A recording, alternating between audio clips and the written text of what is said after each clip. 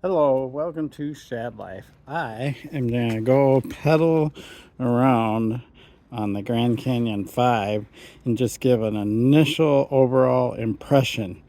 Yes, I am losing patience with this stuff. It is 33 degrees on April 6th. That is like cold for this time of year. We should be well into the 50s. Well, tomorrow it's going to get into the 50s. So I thought that I'd go just ride around the neighborhood and just get some overall initial impressions.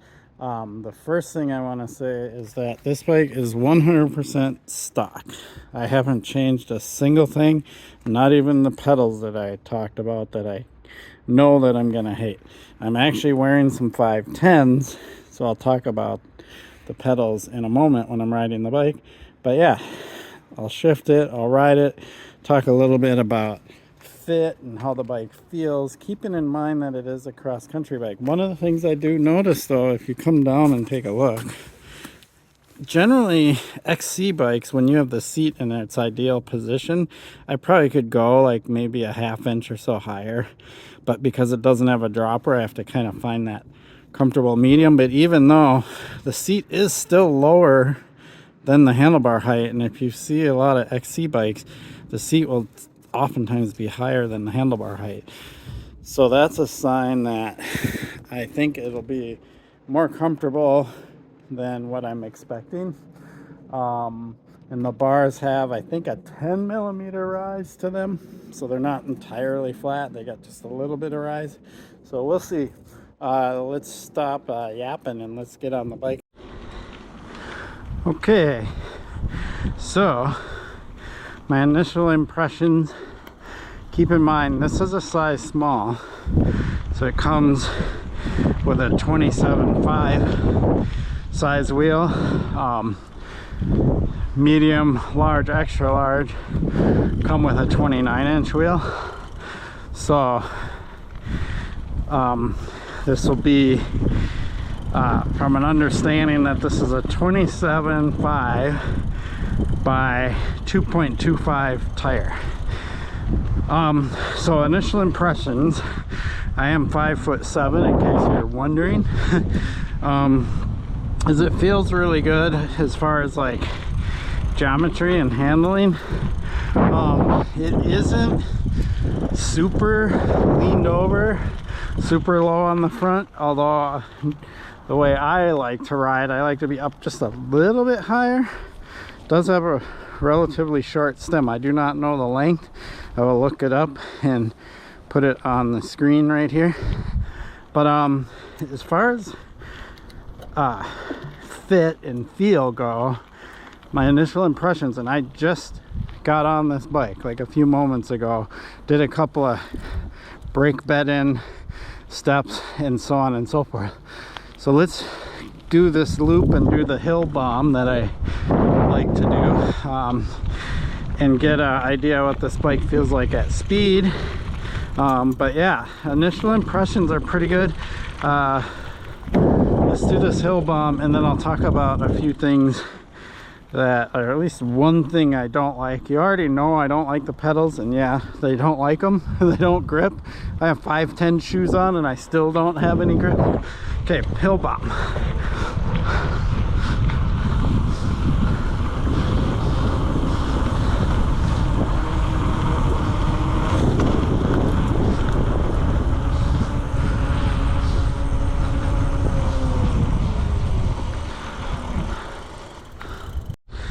So that was pretty fun.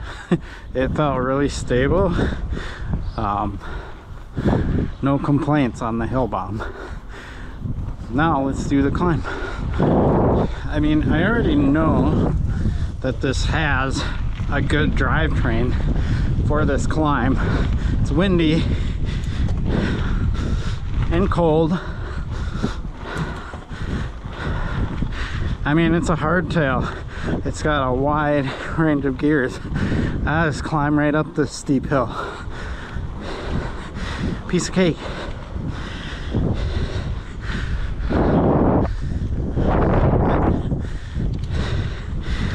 Piece of cake. I mean, for $699, pretty impressive. All right, we're gonna try the manual test. Here we go. Oh wow, that's awkward. Oh, this is definitely an XC bike. So even though it has short chain stays, it's 27.5 wheel, the front end does not want to come up super easily. I'm a little surprised by that. It doesn't, it's uncomfortable to have the seat right there when trying this. Wow, there we go. Oh yeah, it's this is where I can tell that this is definitely an XC bike and not a trail, kind of more free ride focused bike. The advantage of that is that it'll climb like a beast. The front end won't want to bob up on you when you're climbing, which is a characteristic you actually want in an XC bike. All right, we're gonna do a bunny hop with the seat, not being able to drop the seat. Yeah, it is. I feel too far over the front wheel, and there are a couple of reasons for that. One, the stem's a little bit longer than what I'm used to. It's also a steeper head angle, so the wheel's going to be tucked under. But when I'm standing, I'm looking like right down over the front wheel. This is my normal attack position. Back here is where I normally am when I'm on my other bike. So it is definitely more typical of kind of an older school or XC geometry. So and that, of course, we all knew that, right? I talked about that this is an XC bike, so it should ride and feel like an XC bike, right? Back into the wind. Okay, so this fork adjustment on the fly is pretty cool. Like, that's fully open, pretty soft and gushy, so if I was going over some rough stuff, I could put it in the middle. It doesn't seem to change a lot. Feels about the same. Let's go to lockout. Oh, and it locks up. That is the weirdest thing. Like, it doesn't, well, that's still, it's almost like it goes from lockout to fully open. I don't feel a difference between this range of settings, but once I get down to here, it all of a sudden locks up. So it kind of works, right? It does have lockout, which is nice. So my thing would be, here I'm going to be in lockout, I'm going to do my climb, I would just open that thing all the way up to open and ride it for everything else, right? So the brakes, I'm in the process of getting them bedded in, but the more that I have them bedded in, they work well. But one thing I don't like is how long and big the levers are. Look at how much space I have to have in order to get it so the levers are right at the one finger braking position. So yeah, I don't really like the levers, but they're doable, and the brakes seem to work really good. I still have no idea what brand brakes these are. I'm trying to guess Tektro because they look a lot like Tektro brakes. There's no branding on them whatsoever. Shifting out of the box, I haven't touched a thing, and it's spot on. Perfect. This Deore, try that again. All right, that was me. This Deore shifter and rear derailleur is excellent. It's got a clutch. The Sun 10 to 51 range. I mean, the drivetrain is awesome. So yeah, I mean, for the money, this bike's pretty dialed as long as your intentions are to ride XC with it. You could probably give it better characteristics by putting a shorter stem on it, higher rise bar, but that's kind of like you know, doing stuff that the bike's not really designed for. So that's enough for riding. It's cold out, but I wanted to get this initial impression. Let's go back and talk about a couple of things quick. Okay, that was a fun first ride. I'm actually very impressed with how this bike rides. I absolutely have to wrap my head around the idea that this is an XC bike and that it shouldn't really ride like my other bikes. Keep in mind, I come from a BMX background. I like to jump. I like to do all this stuff. So I'm trying my hardest to keep my mindset into more of a beginner rider's mindset, and the fact that this is made for cross-country style riding, meaning it's not made for doing big jumps and gaps and drops and all that cool stuff you see on YouTube all the time. YouTube, have you heard of YouTube? It's pretty cool. You should check it out. Anyway, so let's go over what I don't like really quick. There's not very many things. Don't like the saddle, too hard, too firm for me, not wide enough. That's going to be the case with most people. It's probably the first thing you should upgrade is get fitted for a proper saddle for comfort, especially if you are going to put some serious miles on this bike. Don't like the pedals. Just absolutely terrible. I even have 510s on. I have no traction. I will not use these pedals off-road. I will put on some of my legitimate pedals when I test this off-road. I've already talked about the levers. Don't like how big they are, and so on and so forth.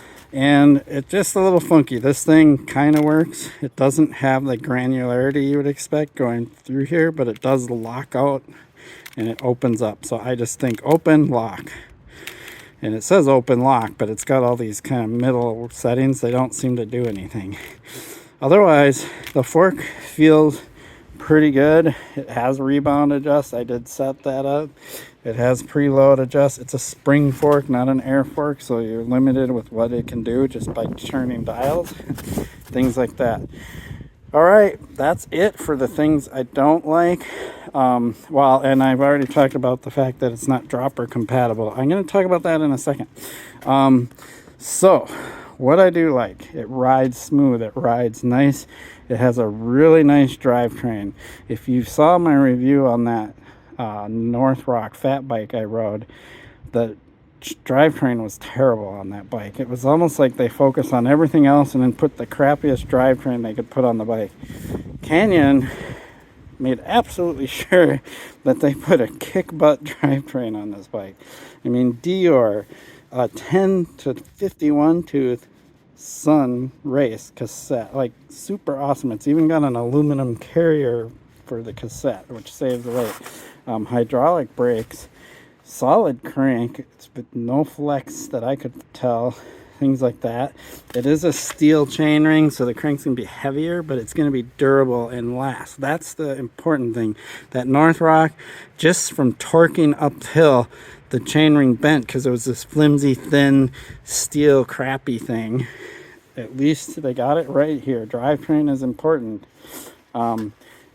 Nice tires, we'll talk about those once I can get this bike off-road. Handlebars are decent. Stem is decent. Everything's really solid on this bike. The hubs are not sealed bearing, but they are Shimano, so that's nice. And the brakes, even though I don't like the levers, they work well. They're hydraulic. They actually stop, right? And keep in mind this bike's got quick release, not through axles. It doesn't have modern updated spacing and so on and so forth. So I haven't talked about the grips at all. I mean, grips are kind of a personal thing. They're comfortable, but they're not lock-on grips. But I'm just gonna leave them, and I'm not gonna complain about them. They do their job. They're soft, right? So for $6.99, it's an impressive machine. Riding it was very smooth. It felt good. The drivetrain was solid. It was something that if I was a beginner or just getting into mountain biking or on a budget and I got this bike and rode it, I'd be very satisfied with how it rides. So if you were to buy this bike as a commuter or even a gravel grinder or whatever, you'd be happy with it.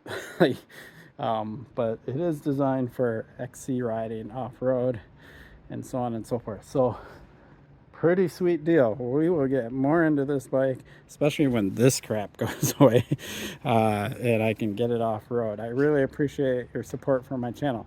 Please like and subscribe. Peace.